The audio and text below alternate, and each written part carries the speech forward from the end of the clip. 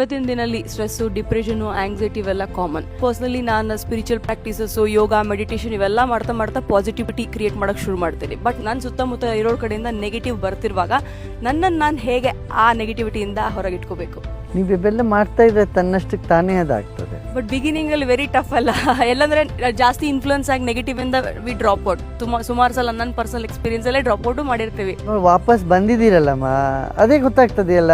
ಅದು ನೆಗೆಟಿವಿಟಿ ಏನು ಇದಾಗಿದ್ರು ಕೂಡ ಪಾಸಿಟಿವಿಟಿನ ಕಂಪ್ಲೀಟಾಗಿ ಅದು ದೂರ ಮಾಡ್ಲಿಕ್ಕೆ ಸಾಧ್ಯ ಆಗೋದಿಲ್ಲ.